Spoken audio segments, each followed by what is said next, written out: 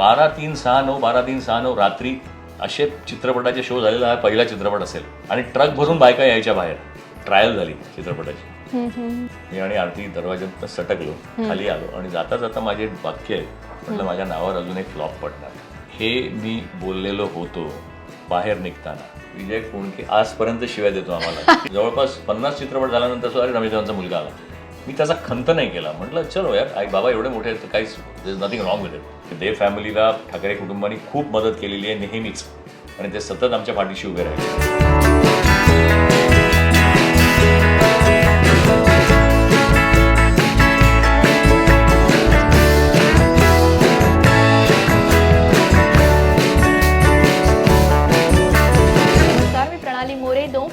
आजच्या आपल्या या भागामध्ये एक गेस्ट असा आहे ज्याचं वर्णन खरं तर मी म्हणेन की टॉल, डार्क, हँडसम कॅटेगरीत होत आहे. आणि अर्थात प्रत्येक मुलीला वाटत असतं की अशा पर्सनॅलिटीकडे बघून आपलाही तो कोणी जो आहे तो असाच असावा. असे आपल्या सगळ्यांचे लाडके अजिंक्य देव आपल्यासोबत आहेत. अजिंक्यजी, नमस्कार, स्वागत आमच्या शो मध्ये. थँक्यू. नमस्कार. मी आज खरं तर गप्पा मारणार आहे त्यांच्यासोबत, कारण मला स्वतःला त्यांच्याविषयी खूप प्रश्न आहेत ज्याचा मी अभ्यास करून आले की मला काय वाटतं, मला काय विचारायचंय. आणि अर्थात ते मला वाटतं माझ्या व्ह्युअर्सच्याही मनात असतील प्रश्न अजिंक्यजी, त्यामुळे ते प्रश्न असतील. आपला जन्म अशा कुटुंबात होतो तेव्हा एक तर ते दडपण असतं का, ते फायद्याचं ठरतं का की तोट्याचं ठरतं, काय गंमत आहे सगळी माहिती आहे का. कारण माझा जन्म या एवढ्या मोठ्या 2 कलाकारांच्या घरात झाला हे माझं भाग्य.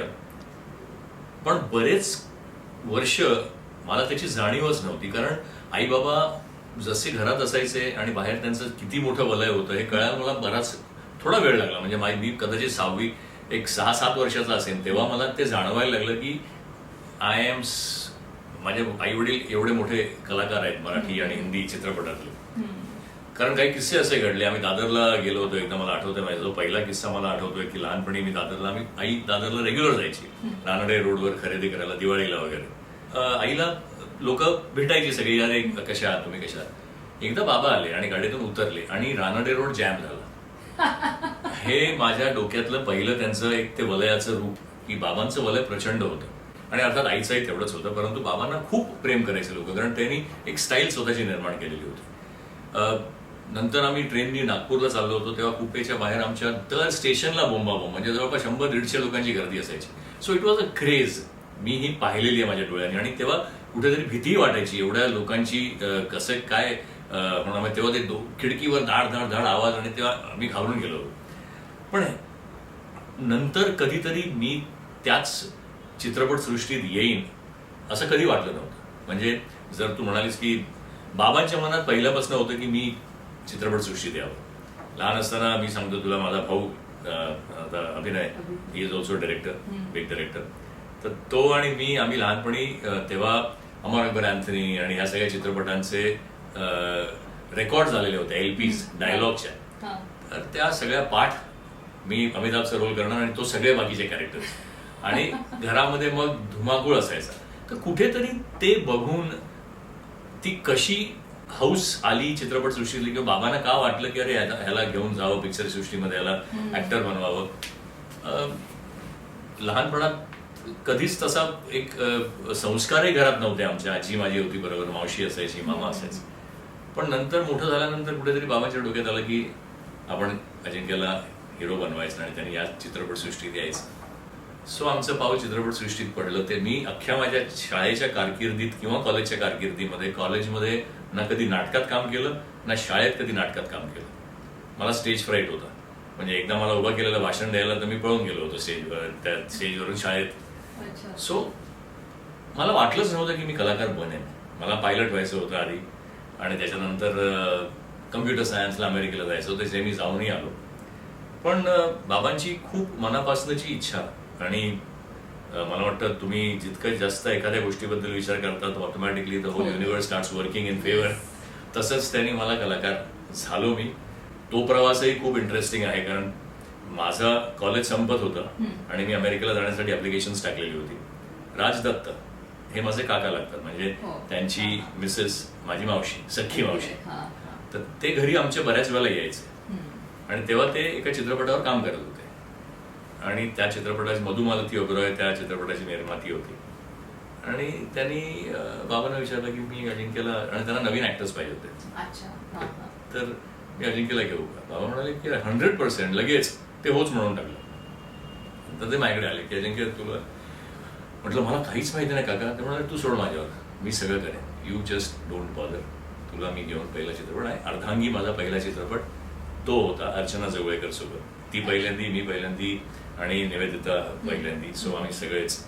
आणि तिथून माझी कारकीर्द चित्रपटसृष्टीतली सुरू झाली. म्हणजे मला प्रचंड भीती होती तेव्हा सुद्धा, पण पहिला शॉट आमचा बोरच्या वाड्यामध्ये झाला आणि पहिलं पाऊल पडलं तेच व्यवस्थित पडलं असावं. आणि गुरु चांगले होते राजदत्त सारखे, तर त्यांच्या मार्गदर्शनाखाली ही कारकीर्द सुरू झाली. त्याच्या पाठोपाठ सर्जा झाला आणि मग देअर वॉज नो स्टॉपिंग.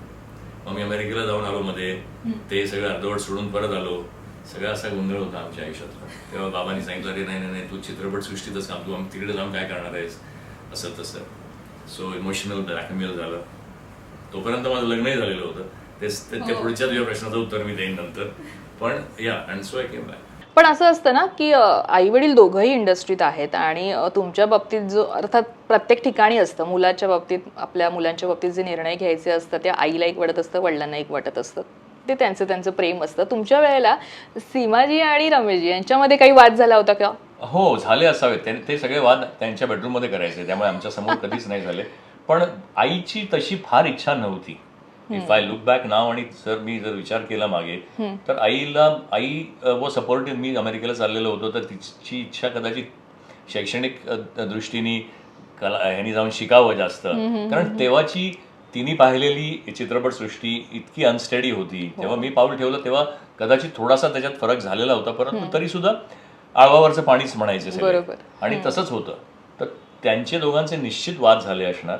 परंतु कुठेतरी नंतर तिलाही जाणवलं की माझा एक कल तिकडे हळूहळू जायला लागला होता. कारण अभ्यासात काय फार दिव्य होतो याच्यातली गोष्ट नव्हती. अमेरिकेला जायचं सुद्धा ठरलं, कारण तेव्हा अमेरिकेला जाण्याचं वेव्ह आली होती. ब्रेन ड्रेन जे झालं त्याच काळातली गोष्ट आहे, 85-86. तेव्हा आणि आताही तेच आहे. आता ठीक आहे, आता तरी त्या मनाने इंडिया इज बेटर, पण तेव्हा तर अमेरिकेला जो उठसूट जरा बरा असेल तर अमेरिकेला. तर त्या क्रेजमध्ये मी चाललेलो होतो. सो बाबांची खूप खूप इच्छा होती, प्रचंड इच्छा होती. सर्जाच्या शूटिंगच्या आधी सुद्धा त्यांनी मला ते सगळं बोथाटी चालवायची ट्रेनिंग आणि हे आणि ते, एवढ्या सगळ्या गोष्टी आमच्या गच्चीवर व्हायच्या. आमच्या आजूबाजूचे बिल्डिंगवाले दररोज येऊन बघायचे काय चाललंय यांचं इथे धमाल, कोळांट्या उड्या काय मारा. सो या ही ट्रेंड मी कम्प्लिटली फॉर डुईंग दॅट. आणि नंतर मला इथे आवडायला लागलं. आणि पहिल्या चित्रपटाला स्टेट अवॉर्ड मिळाला मला बेस्ट ऍक्टरचा, आणि चित्रपटालाही 7-8 अवॉर्ड मिळाली होती. प्लस सर्जाला नॅशनल अवॉर्ड मिळालं. मला ऍक्टर म्हणून नाही मिळालं, पण चित्रपटाला मिळालं. मग चालू झालं, लाईन लागली. पण असं असतं ना, हे सगळं झालं, पण आपल्या घरातच क्रिटिक्स असतात बऱ्याचदा. आपलं काम पाहून आपल्याला तिथल्या तिथे ते सांगणारे की बाबा हे असं झालं, हे तसं झालंय. तुमच्या घरात ते कसं चालायचं? एखादा सिनेमा केल्यानंतर क्रिटिक्स म्हणून आई आणि बाबा यांचे सल्ले कसे असायचे? क्रिटिकल होती आई. म्हणजे ती फारच प्रत्येक याच्यावर पदर घालत नव्हती माझ्या. पण कलाकार दोघंही घरात असल्यामुळे दोघांचा पिंड वेगळा होता. आई बाबांचा जर तू पाहिलंस तर आई ही खूप नॅचरल ऍक्टिंगकडे तिचा कल होता, आणि बाबा हे स्टायलाइज्ड होते. त्यामुळे दोघांचं जे काही सांगणं असायचं ते इतकं ऑपोजिट डिरेक्शनला होतं की मीच स्वतः कन्फ्युज होऊन जायचो की करायला काय पाहिजे. पण मला वाटतं मी घडत गेलो. टू बी व्हेरी ऑनेस्ट, मला राजदत्तांनी जो पहिला शॉट मी दिला चित्रपटाचा, एक कम्प्लीट रॉ माणूस, त्यांनी पहिला अख्खा दिवस ते 2 दिवस एक फ्लॅशबॅकचं नव्हे, प्लेबॅक म्हणजे बॅकग्राऊंड सॉन्ग हे माझ्यावर पिक्चराइज केलं, without lipsync, without anything. So I had to just walk through the whole scene. अख्खा दिवस डायलॉग्स काही दिले नाहीत, रिॲक्शन्स काही फक्त मला सांगितलं होतं असं कर. आणि मला वाटतं त्यांनी आपोआप एक कॉन्फिडन्स बिल्टअप झाला. आणि दत्ता काकांची शिकवण्याची पद्धत खूप चांगली होती. ते तुझ्यावर सोडायचे आणि नंतर येऊन फक्त करेक्शन्स करायचे. मला हे असंच पाहिजे आणि माझ्यासारखंच तू वागलं पाहिजेस किंवा असंच तू बोलला पाहिजेस, ह्याच्यात त्यांचा बिलकुल हे नव्हतं. So he was a master in is on art. उपजत तुमच्या अंगात असतं हे मला वाटतं I am a good example of that. कारण कसलीच तयारी ना कधी कॉलेजमध्ये काम केलं, ना शाळेत चित्रपटात काम केलं किंवा आपलं नाटकात काम केलं, कशातच नाही. आणि एकदम कॅमेरासमोर उभा राहिलो. हॅपन्ड. सो मला वाटतं कुठेतरी ते पण ते उपजत आणि फॅमिलीत असल्यामुळे ते yeah. रक्तात असतं म्हणतात ना, तसं correct, ते correct. झालं असेल. Correct. पण मला असं म्हणायचंय, ज्या वेळेला तुम्ही इंडस्ट्रीत आलात त्यावेळेला एक आपण म्हणतो ना की कॉमेडी कॉमेडी कॉमेडी, कदाचित तसं होतं का त्यावेळेला? ऍक्च्युली नाही. कसं झालं की माझ्या आधी असा थोडासा रांगडा जर बघितलं तर रवींद्र महाजनी असायचे सुरुवातीला, म्हणजे बरेच आधी माझ्या. बाबांचा पण एक वेगळाच हे होता. त्याआधी सूर्यकांत आणि चंद्रकांत मांढरे हे मॅनली, आणि त्याच्यामध्ये एक वेगळा. पण तेव्हाचा चित्रपट इव्हॉल्व्ह होत होता. जेव्हा मी चित्रपटसृष्टीत आलो तेव्हा ग्रामीणकडनं तो मॉडर्नायझेशनकडे शिफ्ट होत होता. त्या शिफ्टमध्ये मी या इंडस्ट्रीमध्ये आलो. लोकांनी मला खूप पसंत केलं, पण तरी सुद्धा मराठी चित्रपट हा अजून ऍक्शन ओरिएंटेड झालेला नव्हता. आणि त्या टप्प्यामध्ये माझं पाऊल ह्याच्यात पडलं. तेव्हा it was steel more emotional. अजून इमोशन्सकडे जास्त कल होता. त्याचमुळे माझं घर माझा संसार हा चित्रपटही चांगला चालला होता, कारण तो रिअल याच्यावर आधारित होता. सो ऍक्शन ही कुठेतरी हिंदीमध्येच बघायची आणि मराठीमध्ये इमोशन्स आणि आपल्या घरगुती सगळे प्रश्न सोडवणारा मराठी चित्रपट असं असायचं. या ट्रान्झिशनमध्ये मी असल्यामुळे पहिले काही चित्रपट चांगले गेले आणि नंतर मग लक्ष्याची लाट आली. लक्ष आणि अशोक आले. तर अशोक तर पहिल्यापासून होता, पण लक्ष्याचा धूमधडाका आला आणि then entire scenario change to comedy.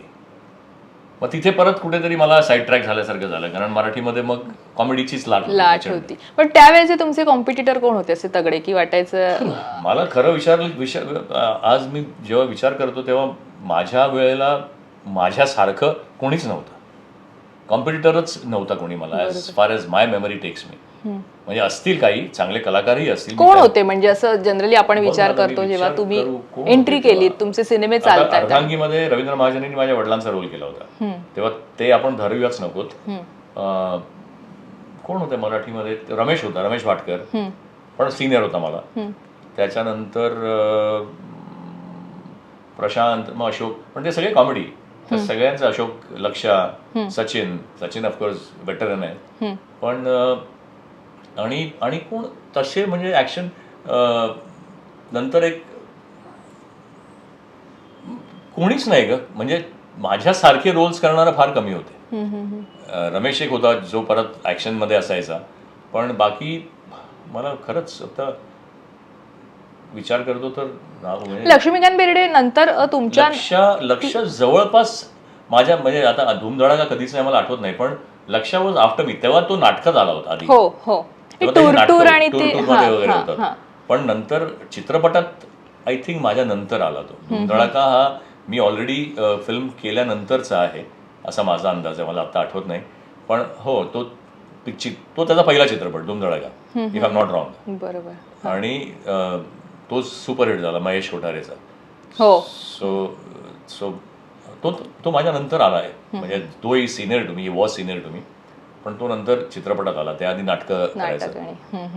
आणि तुम्ही जसं म्हणता की कुठेतरी मग साईड ला गेल्यासारखं वाटलं. म्हणजे मग साईडला नाहीच गेलं कधी, पण ऑडियन्स डिवाइड झाला. पिक्चर जे जोरदार चालायला लागली होती त्याच्यानंतर मग 85-86 मध्ये माझा पहिले चित्रपट, आणि 92 मध्ये माहेरची साडी घडला. आणि माहेरची साडीनी परत ट्रेंड अख्खा बदलला. हो हो हो. मला आता इथे विचारायचं आहे, म्हणजे आता आपण सर्जा आणि जेवढ्या तुमचे माझा घर माझा संसार जे चित्रपट आहेत, पण जितक्या अभिनेत्री आहेत ज्यांनी तुमच्या बरोबर काम केलंय, ज्यांचे सिनेमे गाजले ते पहिले, आणि त्यांचंही नाव झालं पुढे, त्या सगळ्यांनी पहिला चित्रपट तुमच्या बरोबर केलाय. Yes, absolutely. म्हणजे पूजा पवार, सर्जा, अर्चना जोगळेकर आणि निवेदिता सराफ अर्धांगी, त्याच्यानंतर शाबा सुनबाई, अश्विनी भावे, माझं घर माझा संसार मुग्धा चिटणीस, त्याच्यानंतर बंधन निशिगंधा वाड, आणि झेडपी पण निशिगंधा.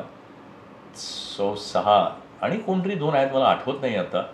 6 ते 7 हिरोईन्स माझ्याबरोबर लॉन्च झाल्या आहेत, आणि त्या सगळ्या they are doing very well right now also. अर्थात त्यातली मुग्धा इज नो मोर, पण बाकीच्या are doing very well. They are all so 6-7 heroines माझ्या. तुम्ही त्यांना लकी ठरलात. Lucky for them. मला कोण लकी ठरलं ते नाही कळलं मला अजून. पण सगळेच पण या सगळ्यांपैकी तुमचा कम्फर्ट कोणावर चांगला होता किंवा तुमचं कोणावर जास्त चांगलं अजूनही आहे, जुळतंय किंवा जुळलंय? बरोबर खूप छान रॅपो होता. आणि अश्विनी बरोबर आम्ही 2-3 फिल्म्स एकत्र केल्या. आता मी घरात गणपतीमध्ये शी इज प्लेइंग माय. मला वाटतं जवळपास 25 वर्षांनी तुम्ही पुन्हा एकत्र काम करताय. सरकारनामानंतर. सो तर अश्विनी आणि निशिगंधा बरोबर पण खूप छान रॅपो बिल्ड झाला होता. तेव्हा सगळ्यांबरोबरच ऍक्च्युली रॅपो खूप छान बिल्ड झाले. आणि पण that was it, nothing beyond that. नाही, तो प्रश्न माझा पुढचा आहे कुतूहलापोटी, की म्हणजे इतकं मी जसं वर्णन केलं तसं इतकं हँडसम हिरो आणि इतक्या सुंदर सुंदर अभिनेत्री, पण लग्न मात्र एकदमच ऑफबीट झालं. म्हणजे आरती मॅम एकदम वेगळ्या क्षेत्रातल्या, ती लव्ह स्टोरी काय आहे नेमकी, कशी? माझ्या कॉलेजमध्ये एकत्र होतो आम्ही आणि मी चित्रपटात नंतर आलो. आमचं प्रेम आधी झालं. So we were dating courting each other from 1981.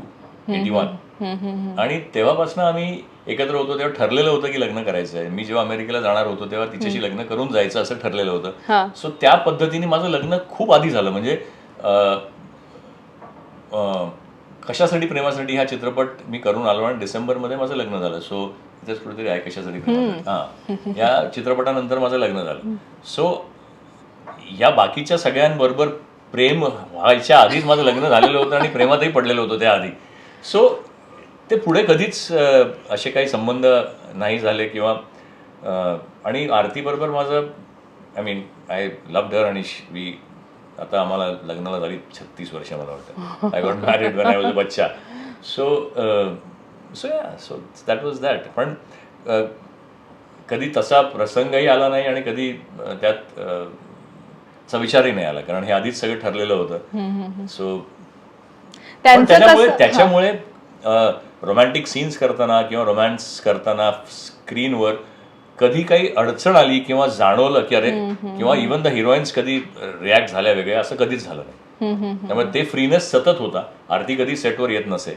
तिचा चित्रपटाशी काही संबंध नसल्यामुळे त्याच्यामध्ये कुठेच कॉन्फ्लिक्ट ऑफ इंटरेस्ट नव्हता. तिचा पूर्ण कल एज्युकेशनकडे होता. आणि so there was never any entanglement. So it was safe. एक अशी आठवण आहे मी वाचलीये, शाब्बास सुनबाई या तुमच्या चित्रपटाच्या वेळी बाळासाहेब ठाकरे आले होते. मला ते ऐकायला आवडेल, कारण असं असतं ना, ठाकरे कुटुंब आणि देव कुटुंब यांचं समीकरण सगळ्यांना माहितीये. त्यामुळे अर्थात ते किस्सेही भरपूर असतील. आणि ते जेव्हा आले होते कसं होतं, त्यांचा एक ऑरा होता आणि ते जे बोलायचे ते कमाल. पण माझी गंमत अशी झाली की मी लहान असल्यापासून बाळासाहेबांना बाबांबरोबर भेटायला किंवा आईबाबांबरोबर त्यांच्या मातोश्रीवर जाणं व्हायचं. तर ते अगदी मी लहान असल्यापासून मला आठवतंय, मी त्यांच्या मांडीवर बसलेलो आहे अगदी लहान असताना. म्हणजे किती, maybe I was 8-9 years old. भीती नाही वाटायची तेव्हा? माहिती नव्हतं ना त्यांचं वलय काय होतं हे नंतर कळायला लागलं. मी मोठा झाल्यानंतर त्यांचं वलय मला ऍक्च्युली कळायला लागलं. पण एक ते मोठं प्रस्थ आहे हे निश्चित माहिती होतं. पण जेव्हा ते आले शाबास सुनबाईला ते देव कुटुंबापेक्षा जास्त त्यांचं भेंडारकरांबरोबर, भालजी भेंडारकरांबरोबर त्यांचं खूप जवळचं नातं. आणि म्हणून ते शूटिंगच्या तिकडे आलेले होते. मुहूर्तालाच आलेले माझ्या मते. पण ही अद्भुत माणसं आहेत ज्यांच्या नुसत्या तिकडे उभ्या असण्याने किंवा येण्यानेच एक वेगळं वलय निर्माण होतं. बरोबर. तसंच मला जाणवतंय अजूनही. तेव्हा आम्ही जेव्हा शूट करत होतो आणि तो पहिला सिक्वेन्स माझा काहीतरी घोड्यावरनं मी येतो आणि हे करत येतो आणि अश्विनी तिथे उभी, असा काहीतरी पहिला सीन होता. तो मुहूर्ताचा शॉट होता. आणि प्रभादादा डायरेक्टर होते ना, म्हणजे भालजींचे पुत्र Prabhakar Bhendarkar, he was a director. तर ते आलो मी घोड्यावरून आणि उतरल्यानंतर मला अजून आठवतंय की त्यांनी माझ्या पाठीवर थाप दिली होती. मला म्हणाला, छान घोडा चालवतोस, बापाचं नाव मोठं करशील, हे त्यांची वाक्य होती. सो हा आशीर्वादच समजला. या अशा गोष्टी असतात ना, त्या खरंच आपल्याला प्रेरणा देऊन जातात. कारण हीच लोक दुसऱ्यांसाठी प्रेरणा ठरत असतात प्रत्येक, आणि आपल्याला ती एनर्जी मिळते. पण असा कुठला क्षण त्यानंतर जो बाळासाहेबांविषयी? खूप क्षण आहेत. म्हणजे त्यांच्याशी नंतर मी नंतर त्यांना खूप भेटायचो. आणि एकदा मी मातोश्रीवर गेलेलो होतो तेव्हा ते आले स्वतः खाली आणि खाली होते ते आणि गप्पा मारत होते.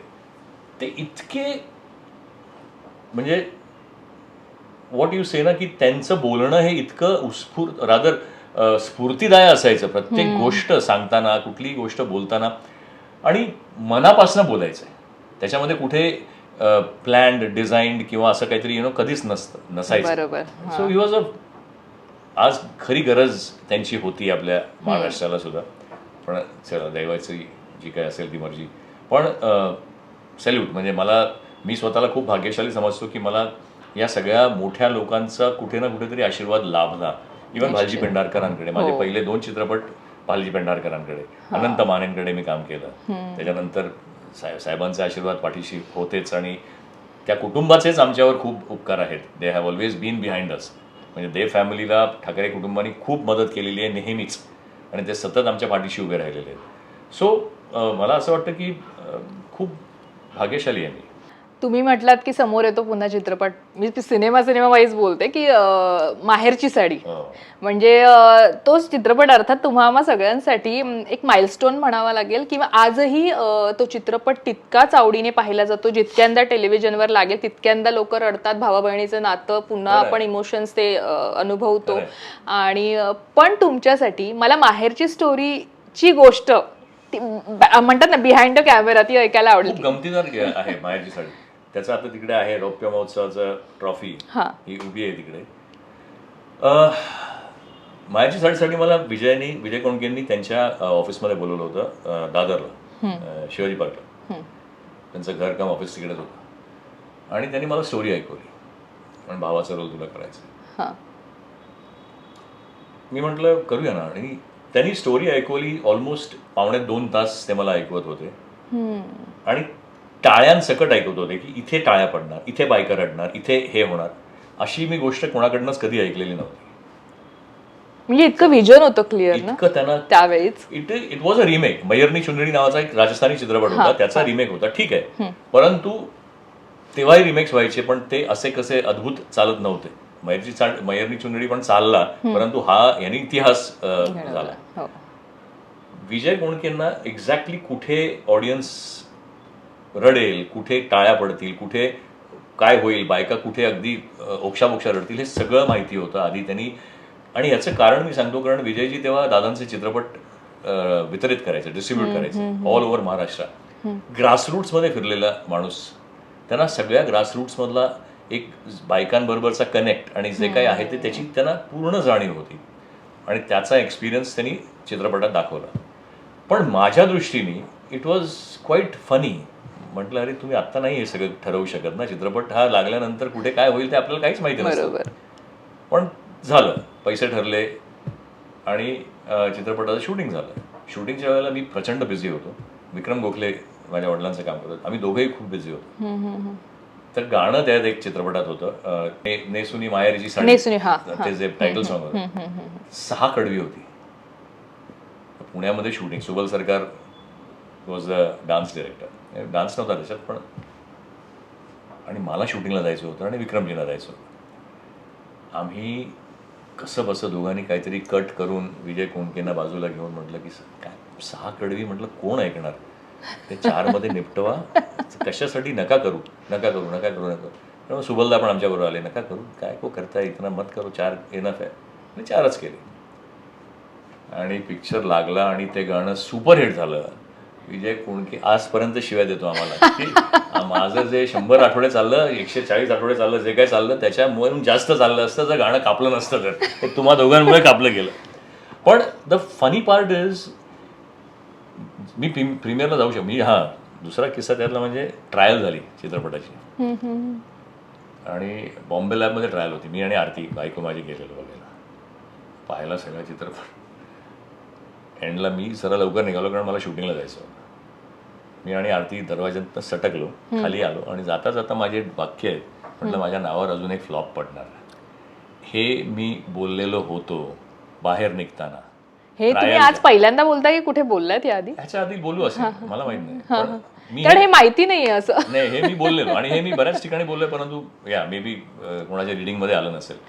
पण ही माझी वाक्य होती, आणि त्याच दिवशी मला जाणवलं की आपल्याला खरंच महाराष्ट्राचं ज्ञान नाही आहे जेवढं विजयजींना आहे.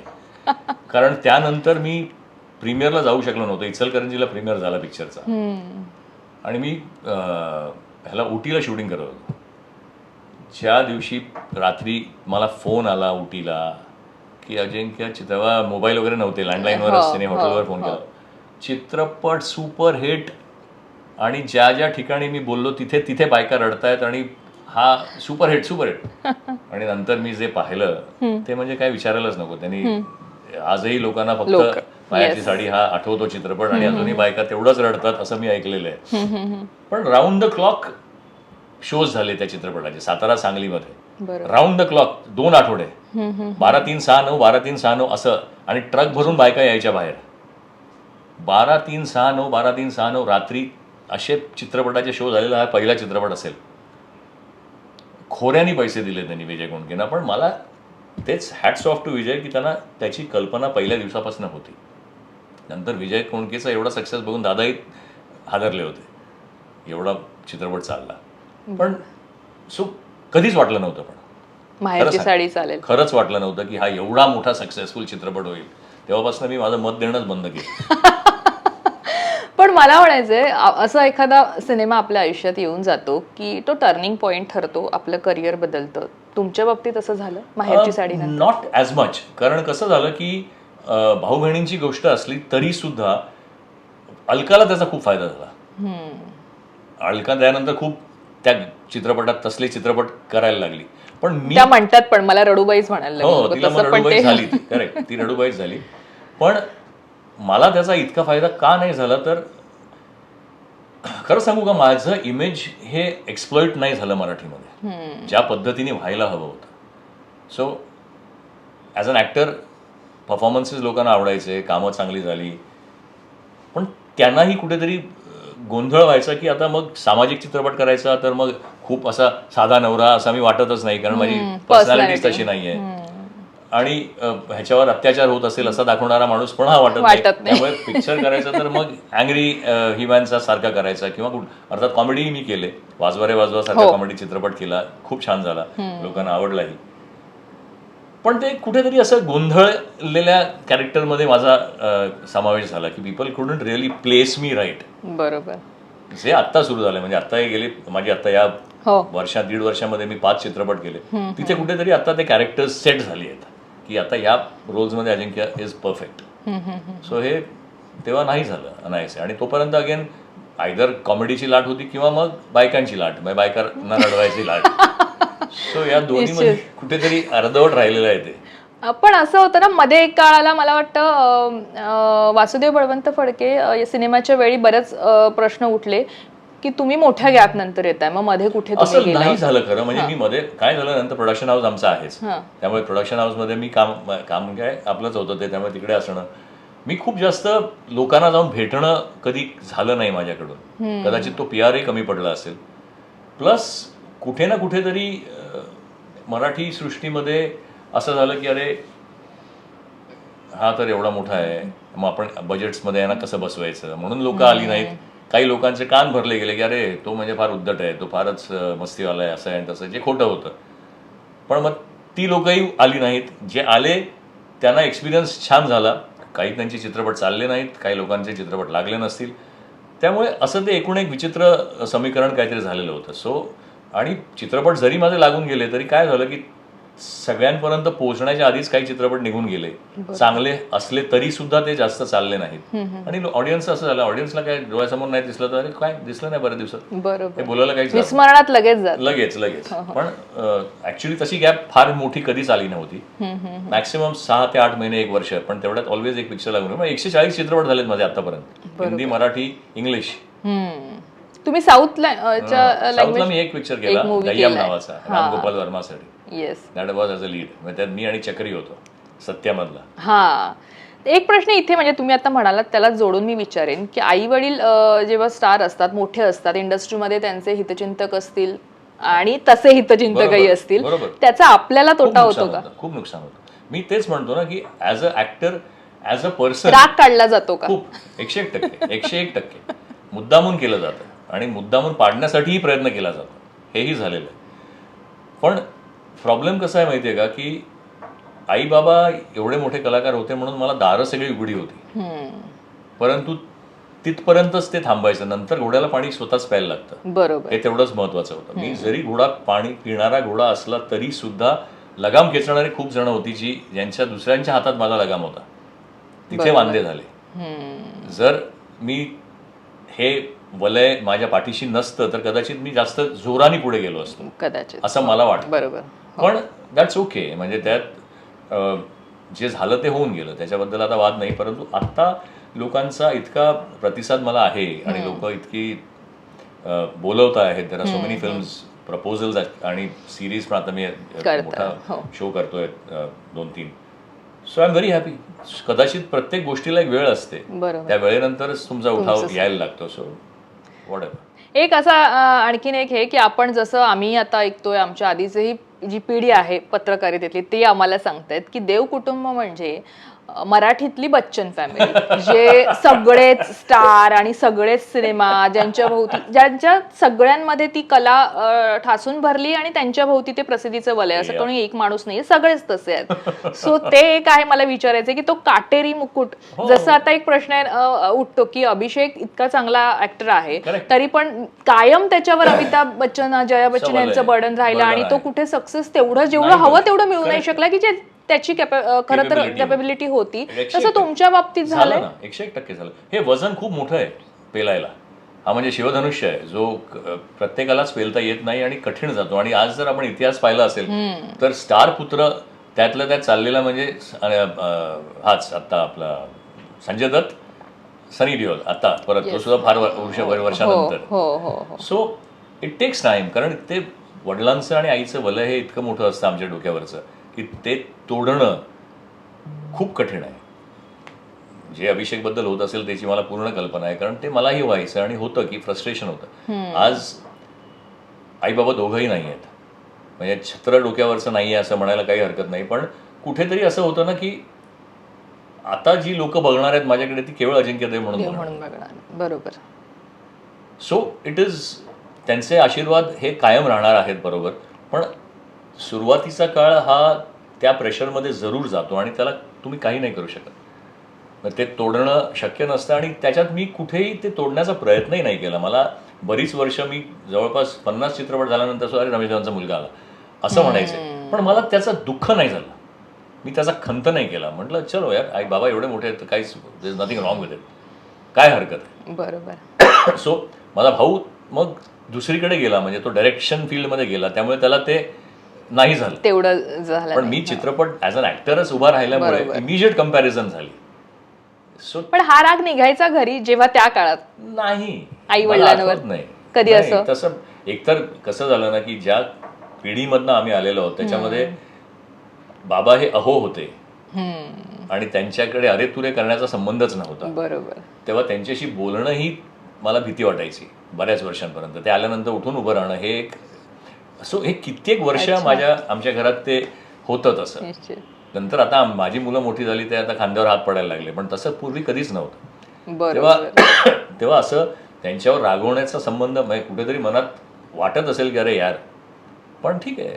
नंतर ते ह्याला आपण संस्कृती म्हणतो आपली, किंवा आपण ह्याच्याने आपल्याला जे कल्चरल, आपलं कल्चर इतकं स्ट्रॉंग आहे आणि ते आमच्यामध्ये बाळगलं गेलं. परंतु आता पुढे जनरेशन्स करतील न करतील माहित नाही मला. मला आनंद सिनेमाचं विचारायचंय, कारण जेव्हा आनंद सिनेमा झाला तेव्हा तुम्ही लहान असाल आणि पण सिनेमाच्या सेटवर जाणं, अमिताभ बच्चन आणि राजेश खन्नांची इंटरॅक्शन, खूप रिॲक्शन, म्हणजे माझ्या खूप आठवणी आहेत. लहानपणी त्या आनंदच्या सेटवर गेलेल्याचे तर आहेतच आहेत, कारण मोहन स्टुडिओमध्ये मला वाटतं आनंदचं शूटिंग झालं होतं, मला आठवतं आहे. आणि मी लहान असताना गेलेलो होतो. एक किस्सा असा होता की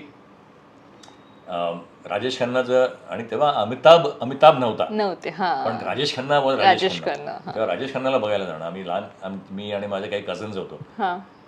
अभि माझ्यापेक्षा 6 वर्षांनी लहान आहे, तेव्हा तो नव्हता. सो आम्ही गेलेलो तिथे आणि आम्ही पोचलो सेटवर आणि पॅकअप सकाळी 10-10:30 वाजता. आणि आम्हाला काही कळलंच नाही. म्हटलं का, आणि आई बाबा आले बाहेर, चला जाऊया. म्हटलं काय झालं, मग आता ते आठवणी ज्या आहेत त्या सांगतोय. तर त्यांनी सांगितलं की राजेश खन्ना उशीर आला म्हणून ऋषीदांनी पॅकअप केलं. त्याच्या आल्या तो गाडीतून उतरल्याबरोबर ते गाडीत बसून निघून गेले.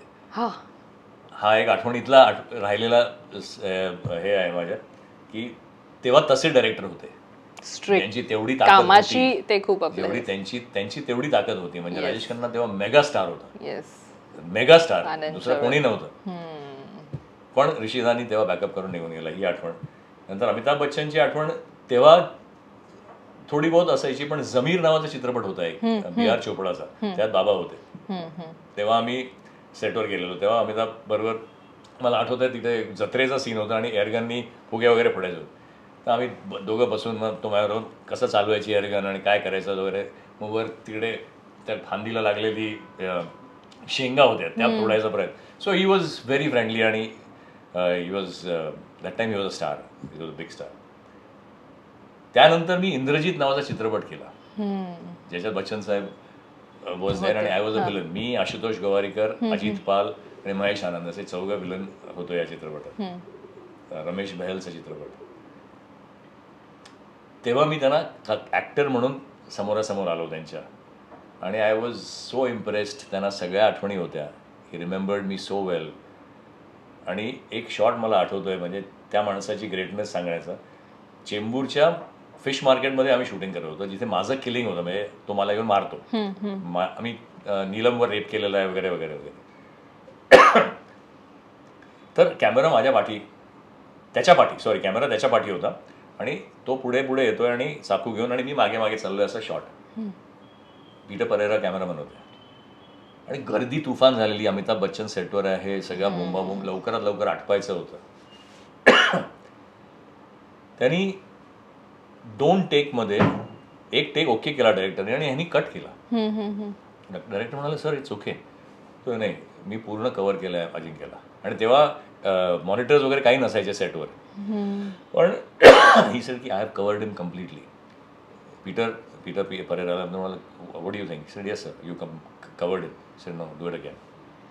म्हणजे एवढा पाठी कॅमेरा असून सुद्धा त्याला याची जाणीव होती की he is covered me completely. आणि दुसरा कोणी असतं तर म्हणाला, जाऊ दे ना, अजिंक्य कोण आहे, लेट्स फॉरगेट इट. पण he made it as a another shot आणि he made it do it. So this is his greatness. आणि एक कलाकार उगाचाच ग्रेट नाही होत. बरोबर. सो तो, आणि नंतर वासुदेव बळवंत फडके,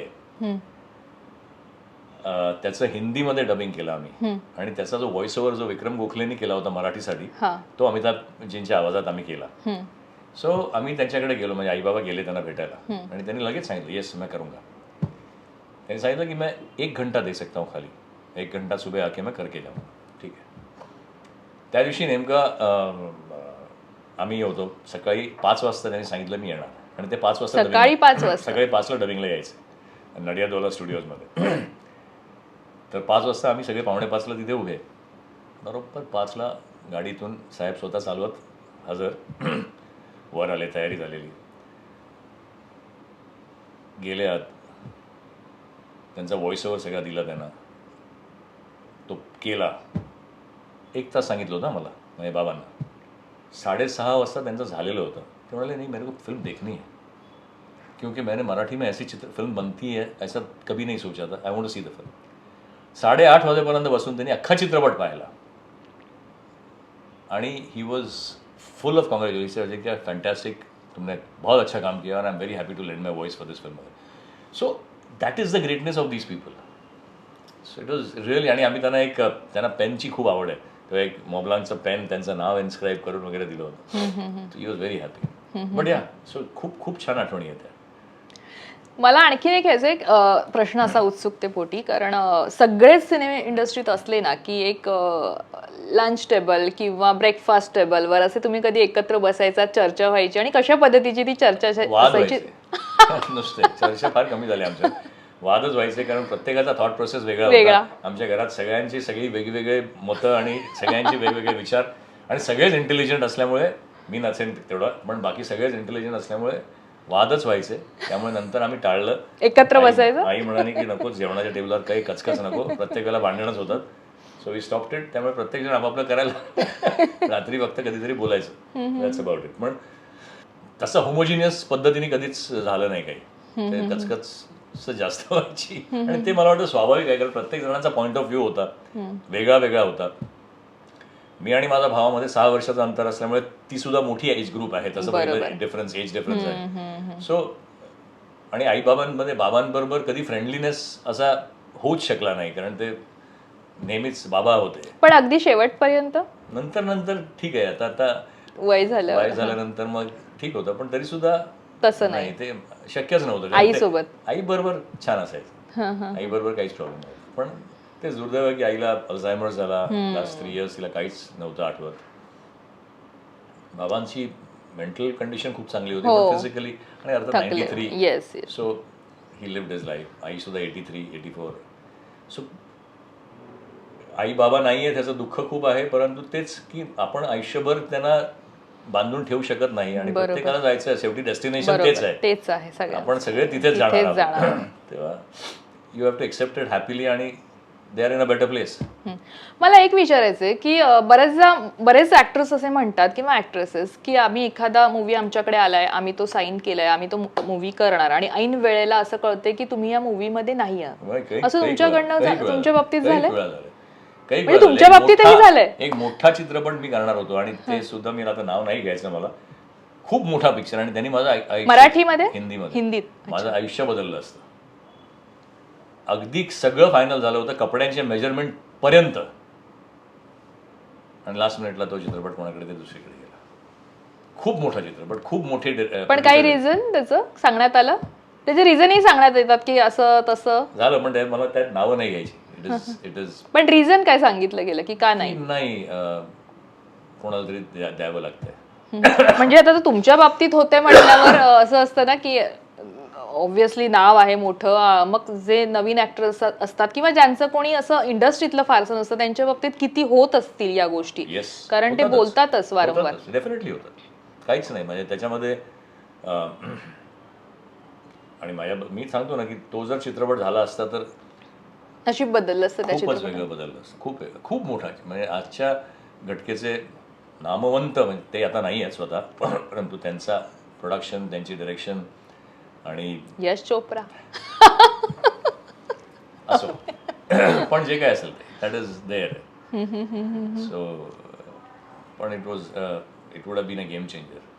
मला एक प्रश्न आणखीन आहे, जसं कॅट फाईट म्हणतात अभिनेत्यांमध्ये तसं असतं का वा? तुमच्या काळात तुम्हाला असं झालं? कॅट फाईट्स वगैरे कधी नाही झाल्या, किंवा अशा कॅट फाईट अभिनेत्यांच्या बाबतीत वेगळी फाईट असते, म्हणजे ते जे असतं ना एक की बाबा कॉम्पिटिटर असता तुम्ही एकमेकांचे, पण त्यामुळे तो एक वाद असतो, तो दिसत नाही, शीतयुद्ध म्हणतात. मी कधीच पडलो नाही या सगळ्या गोष्टींमध्ये. माझ्या माहितीमध्ये मी कधी, माझ्या पाठीमागे लोकांनी माझ्यावर हेवे दावे करून माझे रोल्स खाल्ले असतील, मला माहित नाही, म्हणजे काही लोक माझ्यापर्यंत पोहोचलेच नसतील, परंतु आय नेव्हर बॉदर्ड. या गोष्टींमध्ये मी कधी फार लक्ष दिलं नाही किंवा मनालाही लावून घेतलं नाही. जे झालं ते झालं आणि I just moved on. So तसं काही कॅट फाईट्स नाही झाल्या. काही पत्रकारांबरोबर कॅट फाईट झाल्या, पण ते त्यांचं वैयक्तिक गोष्टी होती. आणि त्यांचं माझं फक्त वाद एवढाच होता त्यांच्याशी की तुम्ही पर्सनल नका हो, तुम्ही चित्रपटाची टीका करा ना, तुम्ही पर्सनल कशाला घुसताय कुठल्या गोष्टींमध्ये. तुमचा आईबाबांबरोबर वाद असेल तर सोडा, पण तो माझ्या चित्रपटावर माझ्या अंगावर का ठोचताय. असं झालंय 2-3 लोकांबरोबर, म्हणजे बऱ्यापैकी झालं होतं. ती पण नावं नको आपल्याला. मला आत्ता एक प्रश्न आता असा की आता तुम्ही जसं म्हणालात तसं की आता जसं आमच्या माहितीप्रमाणे की बरेच सिनेमे तुमचे येत आहेत, मराठीत येत आहेत, हिंदीत येत आहेत, OTT वरही तुम्ही आता आम्हाला दिसताय. तर मग हे जे आहे ना की सडनली एक असतं ना की तुम्ही जसं मगाशी पण म्हणालात की काही गोष्टी ह्या लिहिलेल्या असतात ज्या होतात त्या वेळेला, हे आता तुमच्या बाबतीत घडतंय? हो, 100%. म्हणजे मी गेल्या 1.5-2 वर्षांमध्ये फार कमी मुंबईत होतो. मी 3 महिने लंडनमध्ये होतो, 1 महिना केरळामध्ये होतो, 1.5 महिना कलकत्त्यात होतो, 20-25 दिवस दार्जिलिंगला होतो. तर एवढा प्रवास मी माझ्या मेन करिअरमध्ये कधी केला नव्हता. एवढा म्हणजे 1.5 वर्षात, 2.25 वर्षामध्ये 5 चित्रपट आणि 2 web series was a big thing for anybody. So but it happened. So God has been kind. तेच म्हटलं ना की प्रत्येक गोष्ट वेळेनुसार होते, आणि वेळच एक गोष्ट आहे जी आपण आपल्याला तेव्हा वाटतं की मी काही नाही केलेलं. करणारा कोणीतरी दुसराच आहे, करता करविता वेगळा आहे. आपल्याला फक्त त्या मार्गाने व्यवस्थित चालायचं आहे, कोणाला त्रास न देता. तेव्हा आता 4 मराठी माझे येत आहेत. हो. सो एक पोर्ट्रेट नावाचा चित्रपट आहे, दुसरा असामी अशिमी आहे, त्याच्यानंतर एक घरत गणपती आहे, आणि तू मी आणि अमायरा तो सुभाष घईंचा आहे. आणि brown brown web web series आहे. करिश्मा कपूर. करिश्मा कपूर. आणि थँक्यू मिस्टर खन्ना नीतू सिंग बरोबर. एक हा उत्सुकतेपोटी शेवटचा प्रश्न मी विचारते, कारण जसं बाळासाहेब ठाकरेंविषयी आपण बोललो तसंच राजकारणामध्ये शरदचंद्रजी पवार असे आहेत ज्यांना कलेची उत्तम जाण आहे आणि ते अजूनही सिनेमे पाहतात. म्हणजे अलीकडेच त्यांनी एक सिनेमा, मराठी सिनेमा पाहिला, जो पूर्ण सिनेमा त्यांनी पाहिला. तर त्यांच्या बाबतीतला काही अनुभव आहे? शरद पवार साहेब आणि सुशील कुमार शिंदे साहेब हा, ह्यांचं आमच्या घरी येणं खूप असायचं आम्ही लहान असताना. सो त्यांचं बाबांचं खूप छान होतं आणि शिंदे साहेब पण खूप चित्रपटसृष्टीशी निगडीतच होते एका in a way. So Sharad Pawar साहेबांचा जो एक मोठा गुण आहे, जो सगळ्यांनाच माहिती असेल, तर नव्याने मी काही सांगत नाहीये, त्यांची आठवण प्रचंड सुपर आहे, मला माहिती नाही. तर मी त्यांना आत्ता नाही, गेले कोविडच्या आधी एकदा भेटायला गेलो होतो आणि त्यांनी मला कुठली तरी एक आठवण अशी सांगितली जी मला मलाही आठवत नव्हती माझ्या बाबतीची. ते चित्रपटात त्या आले होते आणि त्या चित्रपटातला माझा रोल म्हणजे मी कुठला चित्रपट? सर्जाचा. अरे बापरे. सर्जामधला त्यांनी काहीतरी मला एक काढून सांगितलं की तुझा तो हे असा सीन होता आणि इतका आय वॉज म्हणजे सीन विषयी बोलले, सगळं इम्प्रेस्ड, ॲब्सोल्युटली इम्प्रेस्ड. आणि गंमत अशी आहे की सर्जाच्या प्रीमियरला शिंदे साहेब मला वाटतं सीएम होते का कल्चरल मिनिस्टर, आणि ते हेलिकॉप्टरनी प्रतापगडावर आले होते मुहूर्तासाठी. त्यांच्या हस्ते मुहूर्त झालेला चित्रपटाचा. सो या खूप खूप खूप आठवणी आणि खूप किस्से आणि खूप कलेक्टिव्ह आयटम्स आहेत. Lot of things. निश्चित.